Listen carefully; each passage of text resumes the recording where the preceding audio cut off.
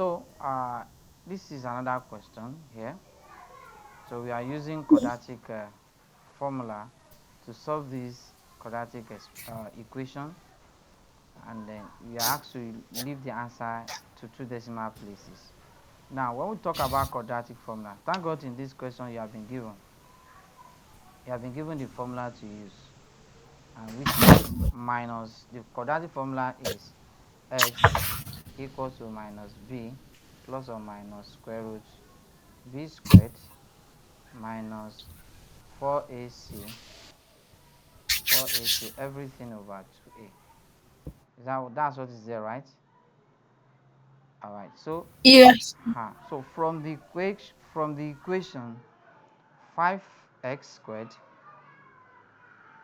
plus 11x. No, when I was explaining this, though we did not use formula method, I taught you how to factorization method. That's what the one we did. Got the 0, right?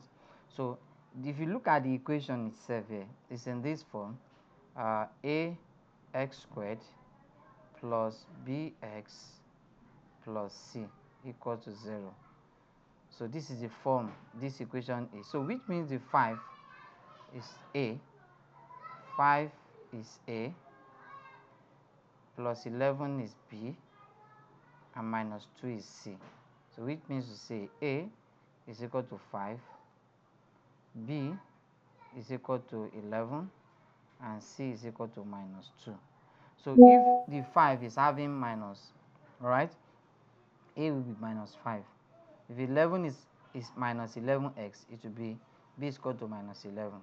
So those are the things you need to take note of under that. Now, having known this, so the next thing is now to put in the values into the formula now. I hope I'm with you. Am I with you? Yes, uncle. Okay, good. So that means x will be, let me change the color back to the original. So x will be equals to minus b, which is 11, plus or minus square root b squared, that is 11 squared, minus 4ac, that is 4, times a, which is 5, times c, which is times minus 2. Everything divided by 2a, which is 2 times 5. We then solve this. So that means x equals minus 11 plus or minus, then square root 11 square is 121, right? Am I with you? Yes, uncle. So minus 4, you have to be very careful with this aspect, this area here. I'm very careful. That is where most students usually get it wrong. So since you have minus 2 here and minus 4 here, automatically this will be plus. This will be plus. All right? So that is 4 times minus 4 times 5, that is minus 20. Minus 20 times minus 2, that will be plus 40. Is that clear? Wait, uncle. Why is it plus Why is it plus? again? Minus times minus is what? Plus. Plus. That's why. So because this is minus here, minus, there's a minus beside 4, and there's a minus beside 2. Oh. Oh So yeah. that's why it's plus. So divided by 2 times 5, but that is 10. How about with you? Yes, uncle. Good. So that means we have x equals minus 11 plus or minus square root.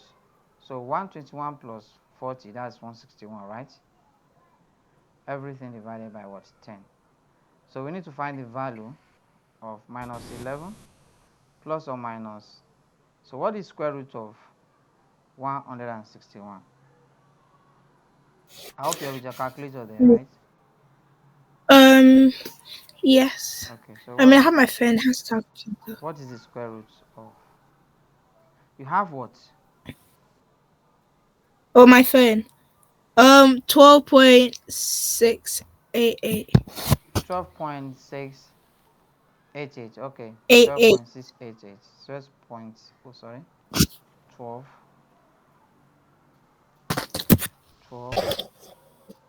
0.688. So divided by 10. Now, so that's not all. So the next is now to separate. X will then be equal to minus 11. You know we wrote plus or minus, so we're going to have two answers.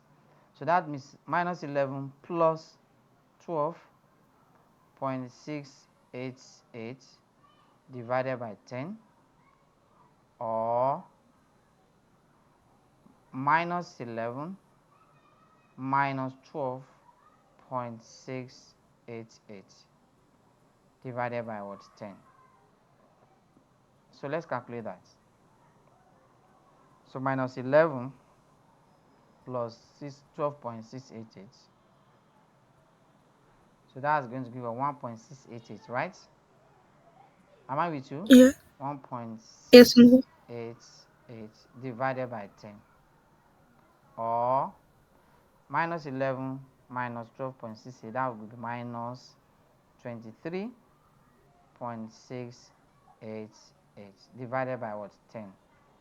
So when you divide 1.688 by 10, that gives 0.1688, or minus, we divide it by 10 minus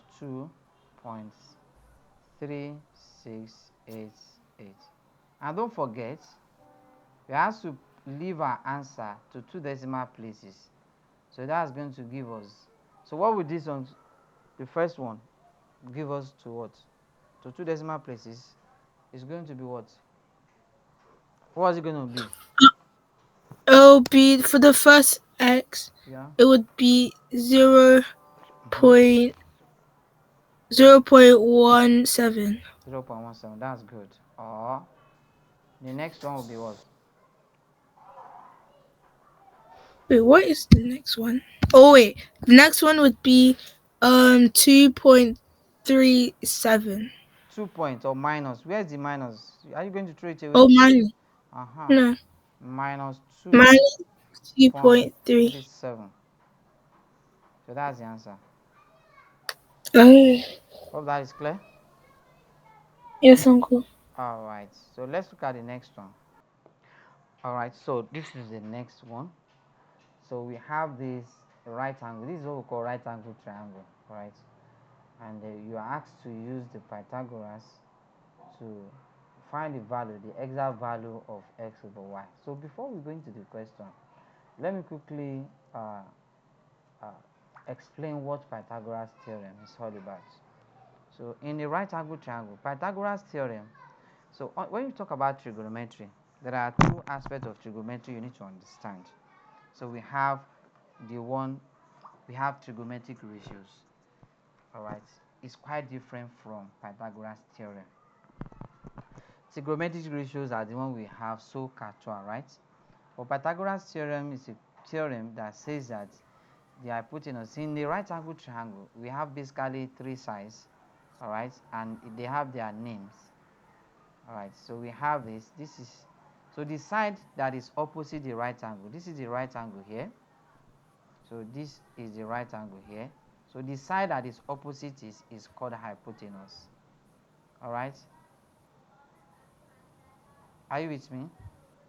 Yes, While uncle. the other 2 sides could either be opposite, this could be opposite or adjacent, and this could be also be opposite or adjacent, depending on the angles that we are considering. If we are considering this angle, so that is why this one, the side that is directly opposite it is the opposite, while the third angle that connects the opposite and hypotenuse together is all referred to as what? Adjacent. So that is by the way. So the theorem says that the square of the hypotenuse, the sum of this, the square, let me put it properly so that you know, miss it. So the sum of the square of the opposite and the adjacent equals to the square of the hypotenuse. So which means that hypotenuse squared, I use h to represent hypotenuse, equals to opposite squared plus adjacent squared. So that is the rule. I hope you are with me. So that is what we call the theorem. This is a theorem. So it now depends on, this is the theorem. When we say a Pythagoras theorem, This is it in short form. Okay. In short form. So that means hypotenuse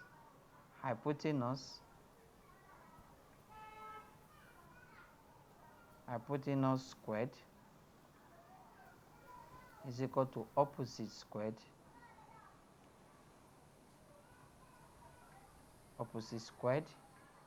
plus adjacent squared. So that is the theorem. When we say theorem, they are rule. It's a rule. Theorems are rules. So that's why they can also call it Pythagoras rule or Pythagoras theorem. So adjacent squared. I hope that is clear. Yes, Uncle. All right. Now let's go back to the main question that we have. This is the question. So may I ask you, which one is the hypotenuse here and which one is the opposite and adjacent? Um, for the one on the screen. So the hypotenuse would be 10y. Okay, that's hypotenuse. And the The opposite would be x. x. And the adjacent is what? A. 7x. 7x rather. Oh, good. Now let's now use the Pythagoras theorem now. So Pythagoras theorem says hypotenuse squared. So we want to use it. A squared equals opposite squared plus adjacent squared. So hypotenuse there is 10, that is 10y, everything squared, equals opposite, that is x squared, and the adjacent, which is what? 7x, everything was squared. I hope I'm with you. Yes, Uncle. Okay, good. Now, so let's now separate the squares. So 10 squared is 100, that is 100y squared equals x squared plus 49x squared. Hope I'm with you. Am I with you? Yes, Uncle. Okay, good. Yes, Uncle. Now, so let's add both of them together. Let's add. So this will give us 5x squared. Are you there? Yes, Uncle. 5x squared. Good. Now, 100y squared. So let's remove the. We can rewrite this to be 5. Okay, let's leave it that way. Don't worry.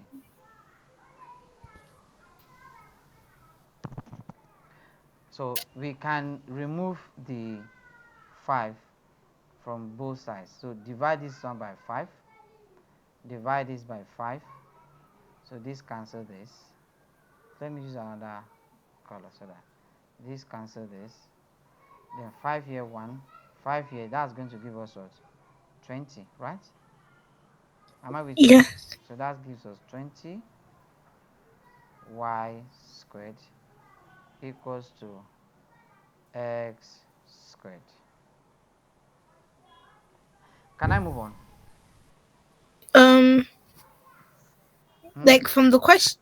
Yes, Like can from I the continue? question. Can I continue? We are not done. Yes, you can continue. Okay, good. Now, mind you, what we are looking for is, don't forget, where we are going is this. You want to find x over y. So what can we do to make this expression to be x over y? Is to divide both sides You by have y to. squared. Oh, Alright? We divide both sides by y squared.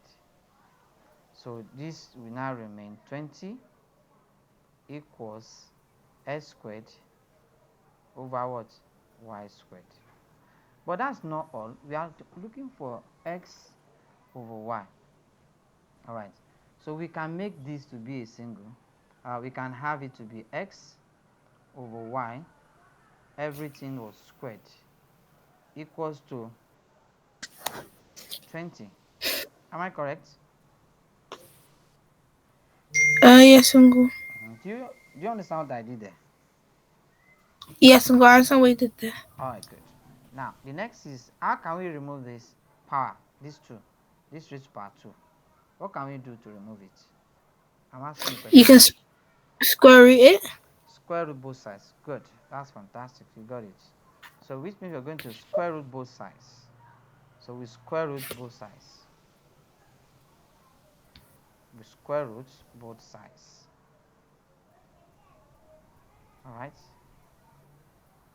Yes. Square root both sides. And when we square root both sides, so the square will disappear here. We then have x over y equal to square root of what? 20. Alright? So we can leave, you can use calculator to find the answer here. Or I can change it to short form. So which is going to give me, for a higher level, I can write this into be 4 times 5. 4 times 5 is going to give me 20, right? So x over y, I can have it to be square root of 4 is 2. That is 2 root 5. So I can leave the answer like this. That's the answer.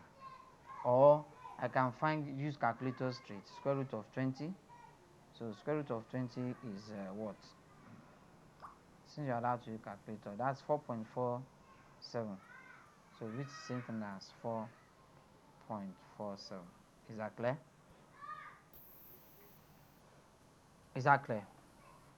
Yes, Uncle. Any question before I move? Can I take a? Oh, is this recorded? Yes.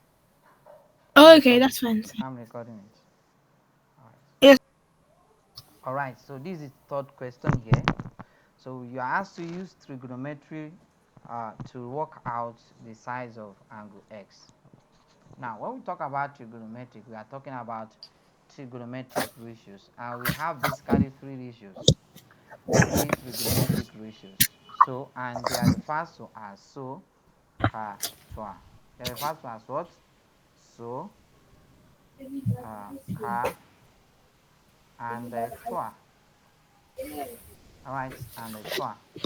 So what so means is the s in the so. I'm going to explain them one by one, then we'll come back to the question. So I want to explain what so means. So here s stands for sine theta, so that is the angle given, equals opposite divided by hypotenuse. So that's the meaning of so. Are you with me? Yes, Uncle. So y car, let me write it here. Car, we stand for cos theta equals adjacent divided by hypotenuse. Are you with me? Yes, Uncle. All right, good. By the last one, which is twa. So the t there stands for tan theta equals opposite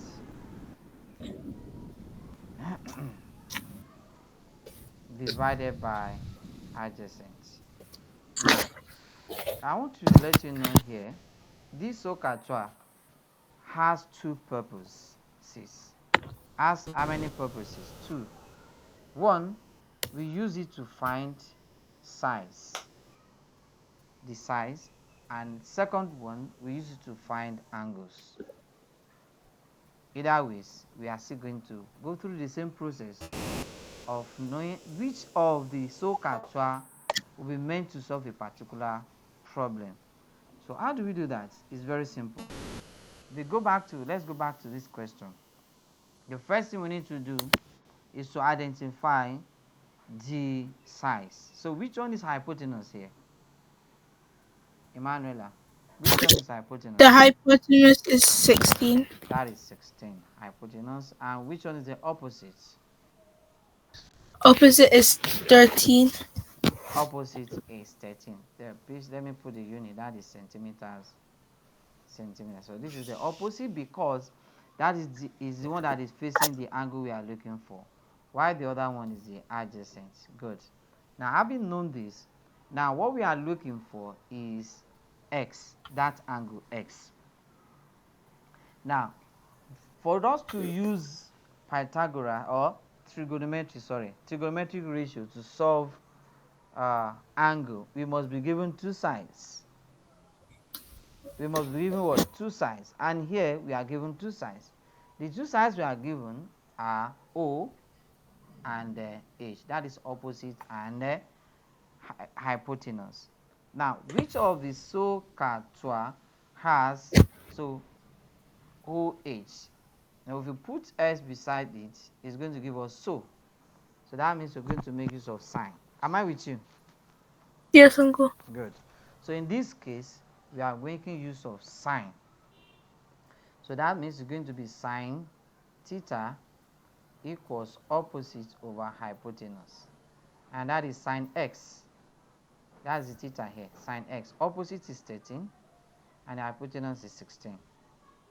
So that means we're going to have sine x equals 13 divided by 16. 13 divided by 16 gives us 0.8125. 0.8125. But that's not what we're looking for. So we are looking for x. So the sign we have to go to the other side and it becomes sine arc or arc sine 0.8125. So for you to use it, so you are going, depends on the calculator you're using. You press shift.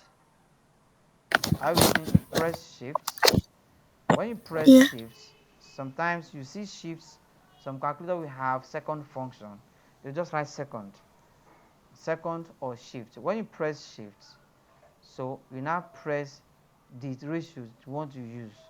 So which is sine, you press sine. It will give you sine raised power. So then we get your answer 54.34. So that's going to give us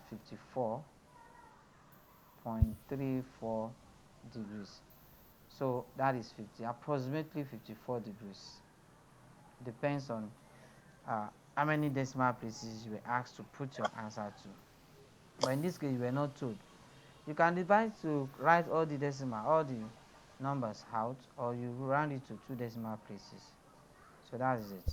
I hope this is clear. Yes, uncle.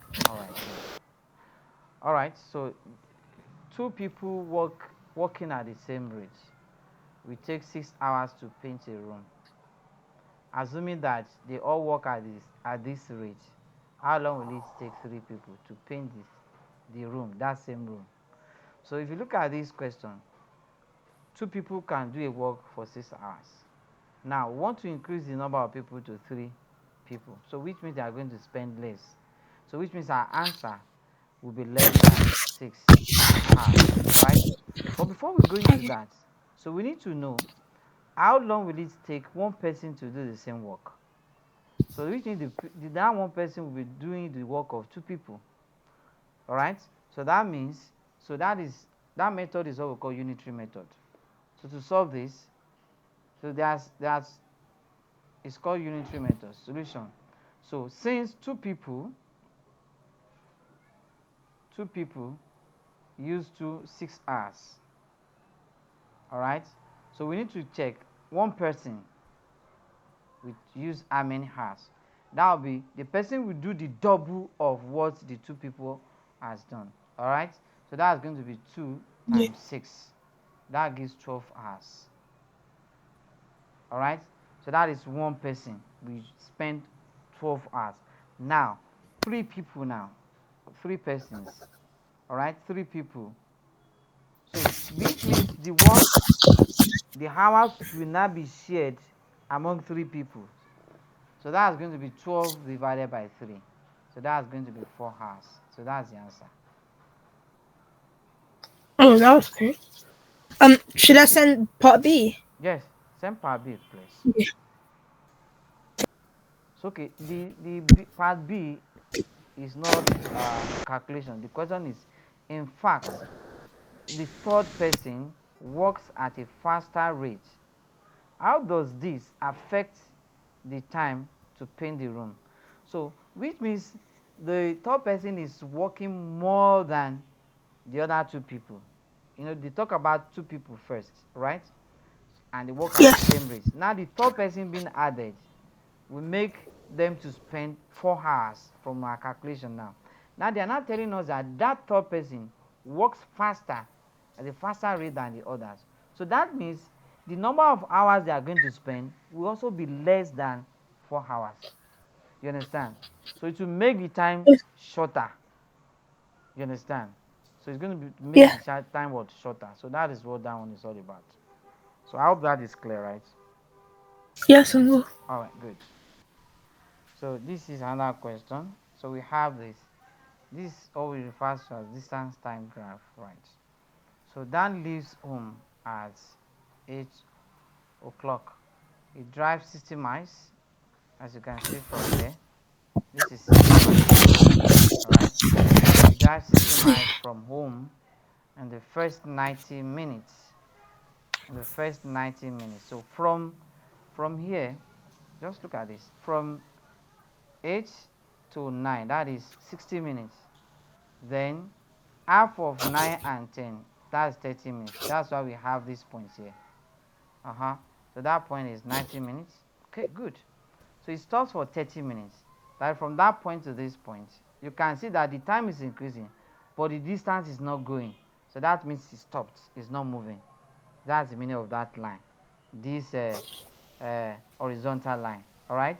The horizontal line Okay. you have from, let's say, this is A and this is B, is stationary point, stationary time. The time at which is not moving, the car is not moving. Maybe he stopped by to rest, or he stopped at his shop to buy something, or he stopped in, maybe he drove to school and he stayed there for 30 minutes. So that time is there. So that's the reason why the kilometer, the miles, the distance is not changing. Good. So he then drives home at an average speed of 50 meter per hour.